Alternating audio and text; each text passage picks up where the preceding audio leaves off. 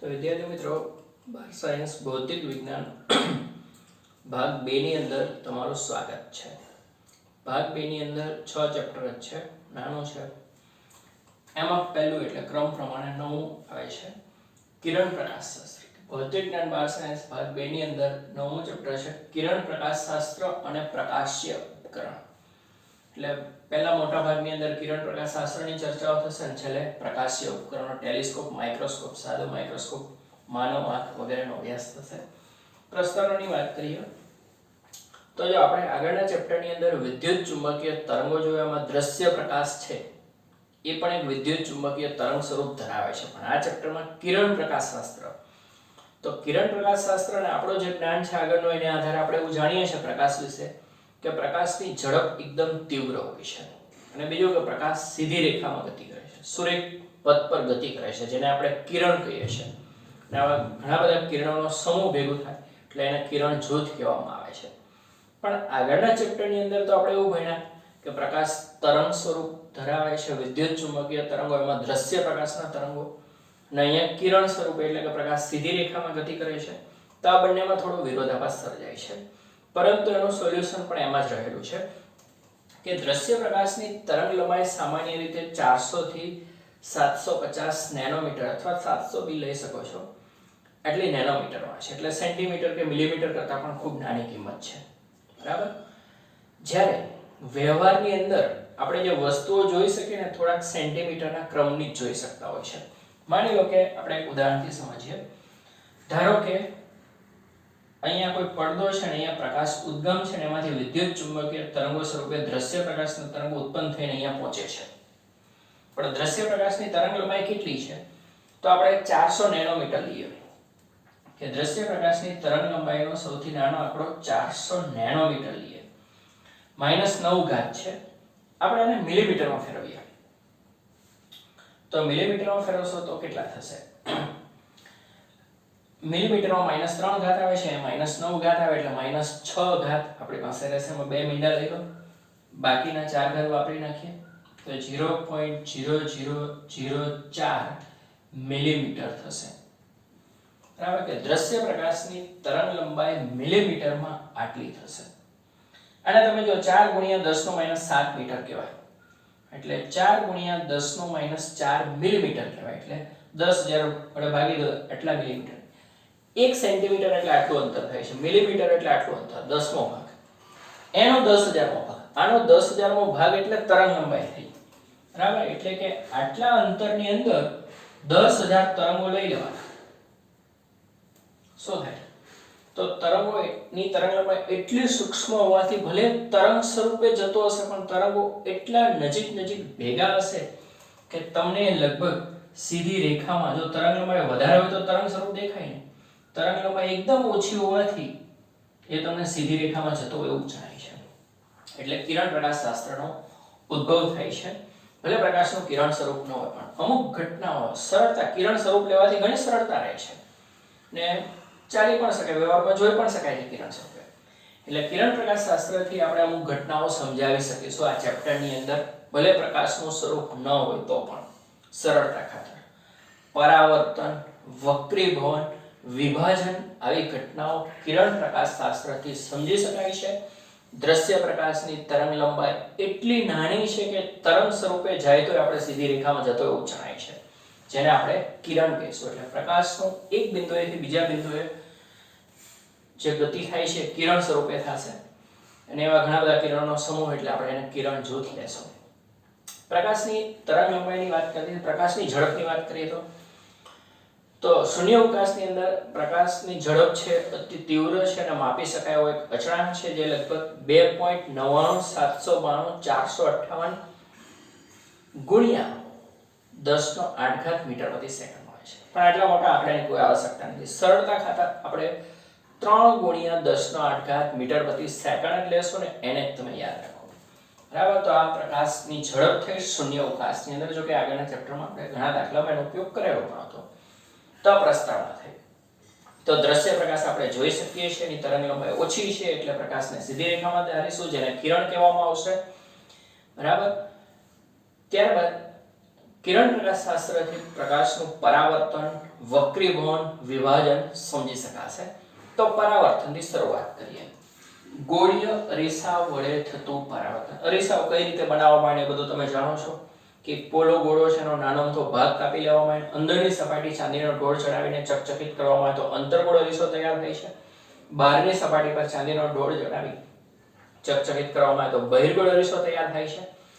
અને સીધી પ્લેટ કે તકતી ઉપર ચાંદીનો ઢોળ ચડાવવામાં આવે તો સમતલ અરીસાઓ તૈયાર થાય છે. નિયમો બધા માટે એક સરખા જ રહેશે, પણ આપણે ગોળીય અરીસાને ધ્યાનમાં લઈશું, ખાસ કરીને અંતર્ગોળ અરીસાને. તો ગોળીય અરીસા વડે થતું પ્રકાશનું પરાવર્તન. અહીંયા તો પહેલા એક સમતલ અરીસો દર્શાવેલો છે, બરાબર. સમતલ અરીસા પર એક પ્રકાશનું કિરણ આપાત થઈ રહ્યું છે. આ બિંદુએ આપાત થાય છે. અહીંયા આપાત બિંદુએ સપાટીને દોરેલો લંબ છે, અહીંથી કિરણ પરાવર્તન પામીને આ દિશામાં જાય છે. એટલે આપાત કિરણ છે, આ પરાવર્તિત કિરણ છે, અને લંબ સાથેના ખૂણાને આપણે ધ્યાનમાં લઈએ. જો કે સપાટી સાથેનો વિચારી શકો છો, પણ લંબ સાથેનો ખૂણો ધ્યાનમાં લઈએ તો આ θ એટલે આપાત કોણ છે. ધારો કે θ1 આપાત કોણ છે અને θ2 પરાવર્તન કોણ છે, બંને હંમેશા કેવા આવે છે? સમાન આવે છે.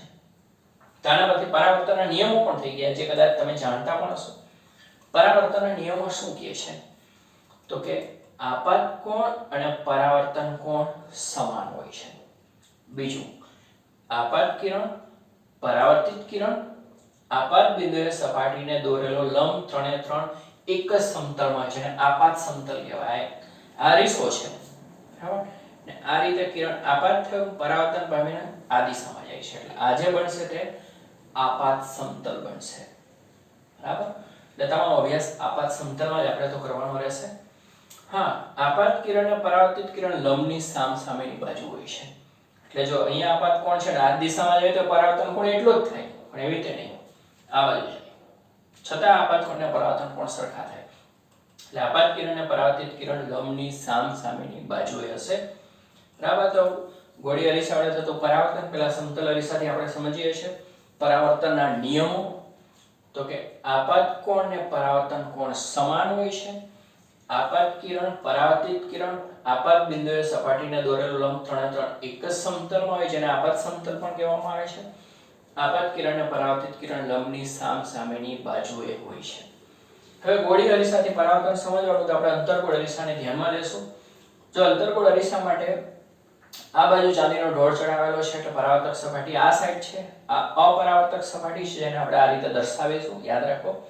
અને આ અરીસાની અક્ષ થશે, જે આપણે x અક્ષની ધન દિશા લેશું. હવે ખાસ મહત્વનું છે કે આ ચેપ્ટરની અંદર જો સંજ્ઞા પદ્ધતિ લેવામાં ભૂલ થઈ જાય, પ્લસ માઈનસમાં ભૂલ થઈ જાય તો જવાબ આખો ફરી જતો હોય છે. ખોટો એન્ટ્રન્સ એક્ઝામની અંદર પણ એક નિશાની માર્કમાં પણ નિશાની લાવી શકે છે. સાચા એમસીક્યુમાં +4 માર્ક મળતા હોય તો ભૂલથી નિશાની ખોટી આવી જાય તો બીજો ઓપ્શન પસંદ થઈ જાય તો -1 થઈ જતો હોય ZEE ની.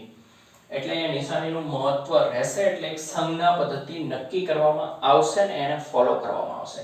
એ સંજ્ઞા પદ્ધતિ કઈ છે? આપણે ડાબી બાજુ વસ્તુ હોય એનો વિચાર કરી રહ્યા છે. આંતરગોળ અરીસો છે તો વસ્તુમાંથી કિરણ નીકળશે એટલે આપાત કિરણની દિશા છે. x અક્ષની ધન દિશા એટલે આપાત કિરણની દિશા થશે. તો આ દિશામાં મપાયેલા અંતરો ધન ગણવામાં આવશે. આપાત કિરણની વિરુદ્ધ દિશા છે, આમાં પરાવર્તિત કિરણ પણ આવી શકે છે, પણ આપણે આપાત કિરણને જોઈએ છે. તો આપાત કિરણની વિરુદ્ધ દિશાના અંતરો શું ગણવામાં આવશે? ઋણ ગણવામાં આવશે. કે આપાત કિરણની દિશામાં મપાયેલા અંતરો ધન ને આપાત કિરણની વિરુદ્ધ દિશામાં મપાયેલા અંતરો ઋણ ગણવામાં આવે છે. પણ ખાસ જોવાનું, માપવાનું કઈ રીતે એ બી મહત્વનું છે ને. તો જો અરીસાની સપાટીનું જે મધ્ય બિંદુ છે ને, આને ધ્રુવ P કહેવામાં આવે છે. કે અરીસાની સપાટીના મધ્ય બિંદુને ધ્રુવ P કહેવામાં આવે છે. તમામ અંતરો ધ્રુવ P થી માપવામાં આવે. એટલે ફૂટપટ્ટી માપપટ્ટીનો 0 થી રાખીને આગળ વધવાનું રહેશે. તમામ અંતરો ધ્રુવની સાપેક્ષ મુખ્ય અક્ષ પર માપવાના રહેશે. એટલે અહીંથી આમ કોઈ અંતર નથી માપવાના, અહીંથી આમ કે અહીંથી આમ જ માપવાના રહેશે. નહીં તો સંજ્ઞા પદ્ધતિ કેટલી બધી થઈ જાય, અલગ અલગ થઈ જાય. એટલે અરીસાની સપાટીના મધ્ય બિંદુને ધ્રુવ કહેવામાં આવે છે. બધા જ અંતરો ધ્રુવની સાપેક્ષ, ધ્રુવ પર 0 રાખીને ધ્રુવની સાપેક્ષ મુખ્ય અક્ષ પર જ માપવાના રહેશે. તો પછી આપાત કિરણની દિશામાં આ દિશામાં મપાયેલા અંતરો એટલે આ બાજુના અંતરો ધન થાય હકીકતમાં જોવા જઈએ તો, અને આ બાજુના અંતરો તો આપણે આમ માપવાના છે, બધા ઋણ થશે. આ યાદ રાખજો, બરાબર. હવે રેખીય વસ્તુ હોય તો મુખ્ય અક્ષને લંબ મૂકેલી હોય તો મુખ્ય અક્ષની ઉપર તરફની ઊંચાઈ ધન અને મુખ્ય અક્ષની નીચે તરફની ઊંચાઈ ઋણ ગણવામાં આવશે.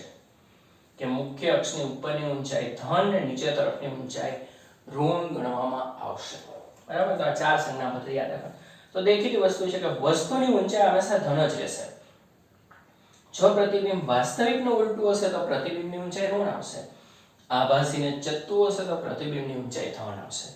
અને વસ્તુ અંતર તો હંમેશા ઋણ જ આવવાનું છે, કારણ કે વસ્તુમાંથી કિરણ નીકળશે એટલે આપણે વસ્તુનું અંતર માપવા માટે ધ્રુવથી વસ્તુ તરફ આવશું એટલે આ કિરણની વિરુદ્ધ દિશામાં જવાના છે.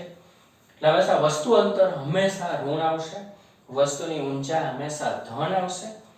પ્રતિબિંબની ઊંચાઈ પ્રતિબિંબ અંતર આધાર રાખે ક્યાં મળે છે અને કેવું મળે છે તે બધું તો પછીની વાત છે. તો અત્યારે સંજ્ઞા પદ્ધતિ શું કહે છે? બધા જ અંતરો ધ્રુવની સાપેક્ષ મુખ્ય અક્ષ પર માપવા, આપાત કિરણની દિશામાં મપાયેલા અંતરો ધન ગણવા, આપાત કિરણની વિરુદ્ધ દિશામાં મપાયેલા અંતરો ઋણ ગણવા, મુખ્ય અક્ષની ઉપરની ઊંચાઈ ધન ગણવી, મુખ્ય અક્ષની નીચેની ઊંચાઈ ઋણ ગણવી. બરાબર. પછી અરીસાને લગતા અમુક શબ્દોનો પરિચય મેળવ્યો, જેમ કે આ ધ્રુવની વાત તો કરી દીધી. હવે અરીસોને જે ગોળીય અરીસો છે જે ગોળામાંથી કાપવામાં આવેલો છે એ ગોળાના કેન્દ્રને અરીસાનો વક્રતા કેન્દ્ર કહેવામાં આવે છે, સેન્ટર ઓફ કર્વેચર. વક્રતા કેન્દ્ર C તરીકે ઓળખવામાં આવશે. હવે જો કેન્દ્રમાંથી વર્તુળ પર તમે કોઈ પણ ત્રિજ્યા દોરશો તો સ્પર્શકને લંબ જ થશે. એટલે એક વસ્તુ યાદ રાખવાની કે હંમેશા વક્રતા કેન્દ્રમાંથી અરીસા પર કોઈ પણ રેખાખંડ દોરવામાં આવશે ને તો આપાત બિંદુએ સપાટીને દોરેલો લંબ જ થશે. એક વસ્તુનો ખાસ ખ્યાલ રાખવાનો રહેશે. હવે ધ્રુવ P અને વક્રતા કેન્દ્ર C વચ્ચેનું અંતર છે અને વક્રતા ત્રિજ્યા R કહેવામાં આવે છે, radius of curvature, capital R, વક્રતા ત્રિજ્યા. ઓકે. હવે અંતર્ગોળ અરીસાને આપણે ધ્યાનમાં લઈએ તો અંતર્ગોળ અરીસા પર આવતા સમાંતર કિરણો પરાવર્તન પામીને જે બિંદુએ કેન્દ્રિત થશે તેને અરીસાનું મુખ્ય કેન્દ્ર F કહેવામાં આવે છે, ફોકલ પોઈન્ટ. કે અંતર્ગોળ અરીસા પર આપાત થતા સમાંતર કિરણો પરાવર્તન પામીને જે બિંદુએ કેન્દ્રિત થશે તેને અંતર્ગોળ અરીસાનું મુખ્ય કેન્દ્ર કહેવામાં આવે. બહિર્ગોળમાં એવું નહીં થાય. બહિર્ગોળ અરીસામાં આપણે આ બાજુ પરાવર્તક સપાટી છે એના પર આવતા સમાંતર કિરણો પરાવર્તન પામીને વિકેન્દ્રિત થશે. જો આ કેન્દ્રિત કરે છે, આ વિકેન્દ્રિત દૂર જશે, પણ એને પાછળ લંબાવવામાં આવે તો અહીંયા કેન્દ્રિત થતા હોવાનો આભાસ થાય છે. તો બહિર્ગોળ અરીસા માટે મુખ્ય કેન્દ્ર આ બાજુ આવશે. કે બહિર્ગોળ અરીસા પર આપાત થતા સમાંતર કિરણો જે બિંદુએ અપકેન્દ્રિત થતા હોવાનો આભાસ થાય છે એને બહિર્ગોળ અરીસાનું મુખ્ય કેન્દ્ર કહેવામાં આવશે. તો બહિર્ગોળ અરીસો હંમેશા આભાસી પ્રતિબિંબ જ આપશે, અંતર્ગોળ અરીસો વાસ્તવિક અને આભાસી બંને પ્રતિબિંબ આપી શકશે. હવે ધ્રુવ P થી મુખ્ય કેન્દ્ર સુધીનું અંતર છે એને કેન્દ્ર લંબાઈ F કહેવામાં આવશે, સ્મોલ f. કે અરીસાના ધ્રુવ અને મુખ્ય કેન્દ્ર વચ્ચેના અંતરને અરીસાની કેન્દ્ર લંબાઈ F કહેવામાં આવશે. F અને R વચ્ચેનો સંબંધ તમે જાણો છો જે આપણે અહીંયા મેળવવાનો થશે. બીજી એક વસ્તુ, આખા ચેપ્ટરની અંદર હંમેશા આપણે પેરેક્સિયલ રેઝ ને ધ્યાનમાં લેશું. પેરેક્સિયલ રેઝ એટલે શું? તો કે જે આ જે ધ્રુવ છે, ધ્રુવની નજીક અરીસા પર આપાત થતા હોય ને એવા કિરણોને ધ્યાનમાં લેવામાં આવશે. ધ્રુવથી દૂર આપાત થતા એવા કિરણોને ધ્યાનમાં નહીં લઈએ. એટલે આખા ચેપ્ટરની અંદર પેરેક્સિયલ રેઝ ને ધ્યાનમાં લેવામાં આવશે, એટલે કે અરીસાના ધ્રુવની નજીક આપાત થતા હોય એવા કિરણોને ધ્યાનમાં લેવામાં આવશે. હા, મુખ્ય અક્ષને સમાંતર છે તો મુખ્ય કેન્દ્રમાંથી પસાર થાય છે. મુખ્ય અક્ષને સમાંતર ન હોય તો આવા કિરણ હોય તો આ ક્યાં છે? તો આ પરાવર્તન પામીને જે બિંદુએ કેન્દ્રિત થશે એ બિંદુ છે આ મુખ્ય કેન્દ્રને જોડતા રેખાખંડની દિશામાં, એટલે કે એના સમતલમાં જ આવશે. જો મુખ્ય અક્ષને સમાંતર છે તો એક્ઝેક્ટલી મુખ્ય કેન્દ્ર પર ભેગા થશે. એને સમાંતર નહીં હોય પણ પરસ્પર સમાંતર હશે તો પરાવર્તન પામીને મુખ્ય કેન્દ્રને જોડતી રેખાખંડ પર જ, એટલે કે એ સમતલમાં કેન્દ્રિત થશે, જેને એક નામ આપવામાં આવ્યું છે ફોકલ પ્લેન. કે મુખ્ય અક્ષને સમાંતર ન હોય તો ફોકલ પ્લેન પર કેન્દ્રિત થશે. જો અહીંયા અક્ષ અહીંયા કેન્દ્રિત થાય છે પણ આ રેખામાં આ સમતલમાં જ આવે, એ ખાસ જોવાનું, ફોકલ પ્લેન. બરાબર. આ રીતે અરીસાને લગતા જુદા જુદા શબ્દો છે. ધ્રુવ અરીસાની સપાટીનું મધ્ય બિંદુ છે. અરીસાને જે ગોળામાંથી કાપવામાં આવેલો છે ગોળાના કેન્દ્રને અરીસાનું વક્રતા કેન્દ્ર કહે છે. ધ્રુવ P અને વક્રતા કેન્દ્રને જોડતી જે અક્ષ છે કાલ્પનિક રેખા છે એને મુખ્ય અક્ષ કહેવામાં આવે છે, બરાબર. અરીસા પર આવતા સમાંતર કિરણો પરાવર્તન પામીને જે બિંદુએ કેન્દ્રિત થશે એનું મુખ્ય કેન્દ્ર કહેવાય. ધ્રુવ અને મુખ્ય કેન્દ્ર વચ્ચેનું અંતર છે એને કેન્દ્ર લંબાઈ કહેવામાં આવશે. હવે એમની વચ્ચેનો સંબંધ મેળવીએ. તો જે આ કેન્દ્ર છે, કેન્દ્ર પરથી વર્તુળ પર કોઈ પણ ત્રિજ્યા દોરો તો લંબ જ જવાની છે, બરાબર. તો અહીં આપણે અંતર્ગોળ અરીસો ધ્યાનમાં લઈએ છીએ. આ એક સમાંતર કિરણ આપાત થઈ રહ્યું છે M બિંદુએ, પરાવર્તન પામીને F માંથી પસાર થઈને આગળ વધે છે. અને C માંથી દોરો તો આપાત બિંદુએ સપાટીના દોરેલો લંબ છે. એટલે અહીંયા જે આપાત બિંદુએ સપાટીના દોરેલો લંબ છે ને હંમેશા વક્રતા કેન્દ્રમાંથી પસાર થશે. આપાત કિરણ છે તો આ આપાત કિરણ છે, આ પરાવર્તિત કિરણ છે તો આ પરાવર્તિત કિરણ છે, બરાબર. તો આપાત કોણ ને પરાવર્તન કોણ સરખા આવે. હવે જો આ ખૂણો θ હોય તો આ પણ θ થાય. યુગ્મ કોણની જોડ, બે સમાંતર રેખાઓની છેદિકા ના બંને z આકાર બનતો હોય તો આ બંને ખૂણાઓ સમાન આવે, યુગ્મ કોણની જોડ. હવે અહીંયા આખો ખૂણો 2θ થઈ જાય છે એટલે અહીંયા બી યુગ્મ કોણની જોડ બને છે. આ બે સમાંતર રેખાઓની છેદિકા પણ છે તો અહીંયા આખો ખૂણો 2θ છે તો અહીંયા 2θ બનશે. M માંથી લંબ દોરો તો અહીંયા બિંદુ D મળે છે. આ જે અંતર છે ને બહુ નાનું હોય છે, D થી P સુધીનું, એટલે આને દરેક વખતે અવગણવામાં જ આવશે. તો આકૃતિમાં જોઈએ તો ખૂણો MCP એટલે θ છે, ખૂણો MFP એટલે 2θ છે. FD અથવા FP પણ લઈ શકો. કેન્દ્ર લંબાઈ F છે અને CD કે CP એટલે વક્રતા ત્રિજ્યા R છે. હું આના માટે tan θ લઉં. tan θ એટલે સામેની બાજુ MD છેદમાં પાસેની બાજુ CD થશે. અને ખૂણો ખૂબ જ નાનો છે કારણ કે પેરેક્સિયલ રેસ છે તો tan θ બરાબર θ માં લઈ શકાશે. હવે આના માટે વાત કરીએ. tan 2θ સામેની બાજુ MD પાસેની બાજુ FD. અહીંયા પણ ખૂણો નાનો છે તો tan 2θ ને બદલે 2θ પણ લખી શકાય છે. હવે આપણે શું કરીએ છીએ, આ બંને સમીકરણ સરખાવી દો અથવા ગુણોત્તર લઈ લો. ચલો આ જે 2θ છે 2θ બરાબર આપેલું છે એટલે MD ના છેદમાં FD બરાબર 2 અને θ ની કિંમત અહીંથી મૂકી દો. એટલે મેં શું કર્યું, MD ના છેદમાં FD આ લખ્યું, 2 અને θ ના સ્થાને આ લખ્યું. તો બંનેના MD ઉડી જશે, વ્યસ્ત કરી દો તો FD બરાબર CD/2 અને FD એટલે સ્મોલ f છે, CD એટલે કેપિટલ R છે તો F બરાબર R/2 થશે. એટલે કેન્દ્ર લંબાઈ છે વક્રતા ત્રિજ્યા કરતા હંમેશા અડધી રહેશે. અંતર્ગોળ અરીસો હોય કે બહિર્ગોળ અરીસો હોય, બહિર્ગોળ માટે પણ આવી આકૃતિ તમે વિચારી શકો છો, પણ બહિર્ગોળમાં વાસ્તવિક પ્રતિબિંબ ક્યારે મળવાનું નથી, અંતર્ગોળમાં મળે એટલે આપણે એને ધ્યાનમાં લઈએ છીએ. તો આ રીતે F બરાબર R/2. તો અરીસા માટે એક સૂત્ર યાદ રાખો, અંતર્ગોળ હોય કે બહિર્ગોળ હોય. સમતલ અરીસો હોય તો સમતલ અરીસા માટે આખો ગોળો તમે ક્યારે કમ્પ્લીટ કરી શકો, તો સમતલ અરીસાની કેન્દ્ર લંબાઈ અનંત આવે અને વક્રતા ત્રિજ્યા પણ અનંત આવશે. અને સમતલ અરીસાની મોટવણી એક આવે, સામે જેટલી ઊંચાઈની વસ્તુ મૂકો એટલી જ ઊંચાઈનો પ્રતિબિંબ મળે ને એટલા જ અંતર મળે. તો સમતલ અરીસાની કેન્દ્ર લંબાઈ અને વક્રતા ત્રિજ્યા અનંત છે, બરાબર. ગોળીય અરીસા પેરાબોલિક વક્ર અરીસાઓ માટે F બરાબર R/2 થશે. તો આ રીતે એક મહત્વનો બે ગુણનો પ્રશ્ન સમજી શકાય છે. તો પરાવર્તનના નિયમોનો ખાસ મહત્વનો સંજ્ઞા પદ્ધતિ, આ બધું થોડું યાદ રાખવું પડશે. અને આ સૂત્ર બે ગુણનો પ્રશ્ન પૂછી શકાય કે F બરાબર R/2 એટલે કે કેન્દ્ર લંબાઈ અને વક્રતા ત્રિજ્યા વચ્ચેનો સંબંધ મેળવો એટલે આટલું ગણાશે. એક અંતર્ગોળ અરીસા પર એક સમાંતર કિરણ આપાત M બિંદુએ આપાત થાય છે, પરાવર્તન પામીને F માંથી પસાર થઈને આગળ વધે છે. C માંથી M પર લંબ દોરવામાં આવે છે તો ખૂણો MCP પણ θ થશે. અહીંયા આપાત કોણ છે θ, તો આ પરાવર્તન કોણ θ, બે સમાન થશે, યુગ્મ કોણની જોડ. પછી આ θ છે એટલે આ પણ θ થશે, આ 2θ છે એટલે આ પણ 2θ થશે. FD એટલે F છે અને CD એટલે R છે અને આટલું અંતર તો અવગણ્ય છે. tan θ બરાબર સામેની બાજુના છેદમાં પાસેની બાજુ, ખૂણો નાનો છે એટલે tan θ ને બદલે θ કહેવાય રેડિયનમાં. tan 2θ સામેની બાજુના છેદમાં પાસેની બાજુ એ પણ 2θ થશે. એમાં θ ની કિંમત મૂકવામાં MD ઉડી ગયા, વ્યસ્ત કરી દો. F બરાબર R/2 એટલે વક્રતા ત્રિજ્યા કરતા અડધી હોય છે કેન્દ્ર લંબાઈ. હવે આપણે અરીસાની વાત કરીએ છીએ એટલે અરીસા માટે જેમ ધ્રુવ P આવે છે ને એમ જ્યારે લેન્સ આવશે ને લેન્સનું ભૌમિતિક કેન્દ્ર આવશે, ઓપ્ટિકલ કેન્દ્ર કહેવામાં આવશે. લેન્સમાં પણ ઓપ્ટિકલ કેન્દ્ર અને મુખ્ય કેન્દ્રને જોડતી અક્ષ એટલે મુખ્ય અક્ષ બનશે લેન્સ માટે પણ, જે આગળ ચેપ્ટરની અંદર આવશે. અરીસાની આપણે વાત કરેલી છે. તો આ સંજ્ઞા પદ્ધતિ તો બધાને લેન્સને પણ લાગુ પડશે. એક સરખી સંજ્ઞા પદ્ધતિ સ્વીકારવાથી વ્યાપક સૂત્ર આપણે મેળવી શકીએ છીએ.